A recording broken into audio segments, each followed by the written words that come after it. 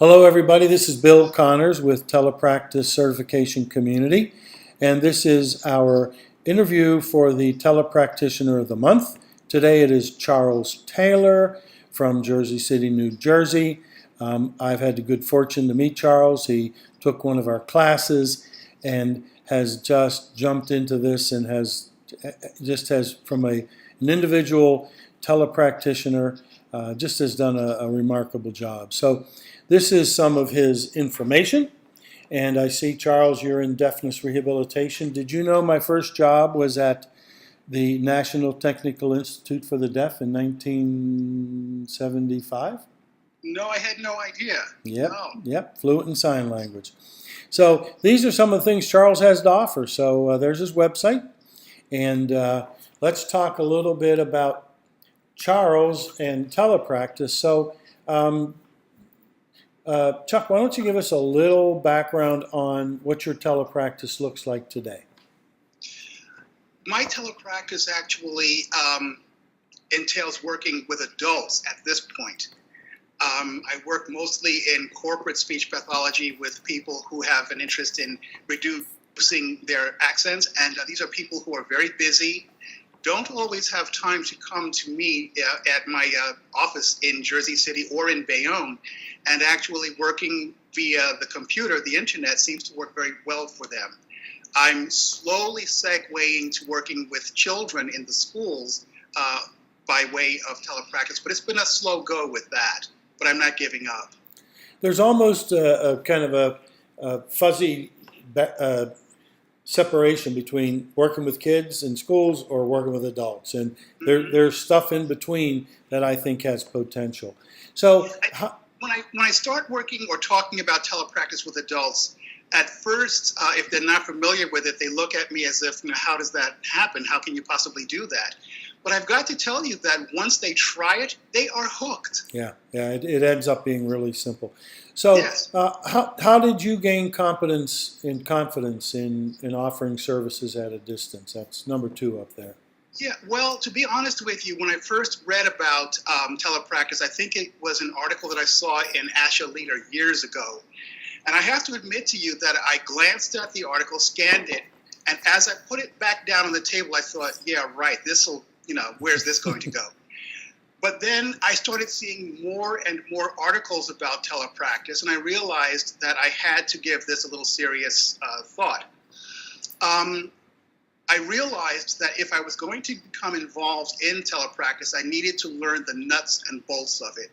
I needed to learn about the laws, the rules, the regulations, and literally how to set up that practice.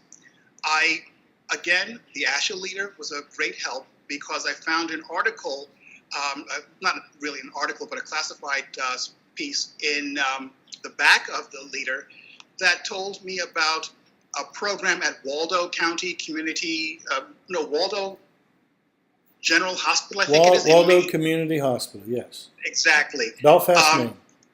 I took a trip there to Maine, and that is where I really learned almost everything I know now about telepractice. It was a 2-day experience, and I have to admit that when I got back home to Jersey City, I had some great friends who knew of my interest in telepractice, people who don't need my services, but knew that what we are doing today is very, very important to the community. And they were very good about letting me send the link and practice with them. So what are your plans for the future? I know you've been an active participant in our telepractice community, and we're looking at peer networking, and so what are your plans for the future with telepractice? Well, to be honest with you, before I really focus on that response to that question, working with the telepractice certification community has given me even more confidence because I'm with a group of people who have pretty much the same backgrounds that I have, and we keep practicing together different things. I now feel much more confident with using the annotation tools. And that scared me for some reason for a long time until I joined your group. My plan, actually, you may think this is a lofty goal, but I would like to take my entire practice online. I'm thinking about actually getting rid of my brick and mortar location in Bayonne and in Jersey City and actually taking everything online. I think it's going to be a gradual process, but as more people, more parents, more corporate clients, more schools in my area learn about telepractice, I think I can give it a go. But to be honest with you, it is discouraging sometimes that the schools don't seem to be very receptive yet. But I don't fault them. I think that I've got to do a better job of marketing to them, educating principals and supervisors, etc. But I think that within the next year and a half, maybe 2 years, I might be able to go completely online.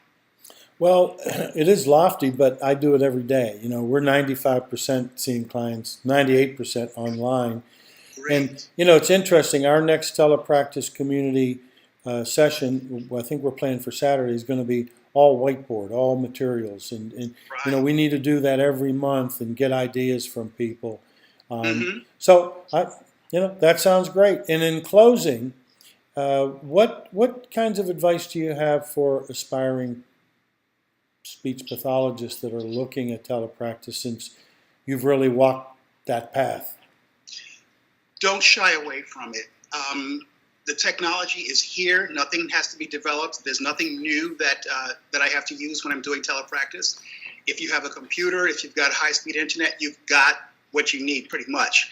I think that it's vital. I think it's important for SLPs who are really seriously thinking about going into telepractice to get some training. Find someone who will sit down with you and train you.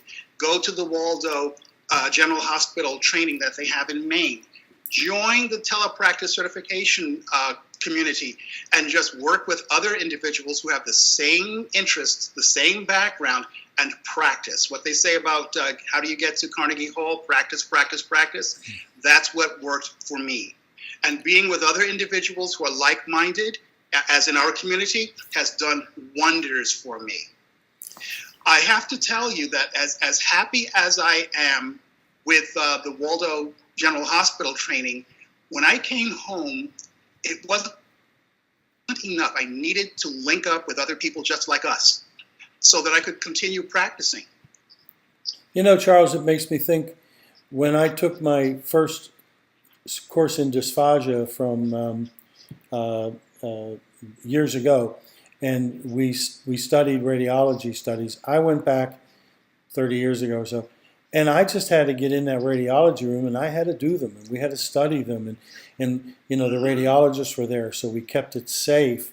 But I hear what you're saying. It was a new experience, but I ended up doing hundreds of them, and got moving forward. Well, thank you. You just showed how telepractice is not really isolating. It's actually can be very interactive, and that's the world today. And I can certainly see why you do corporate speech pathology. You're all very well spoken and articulate. Well, thanks, and Thank you. we will talk to you later.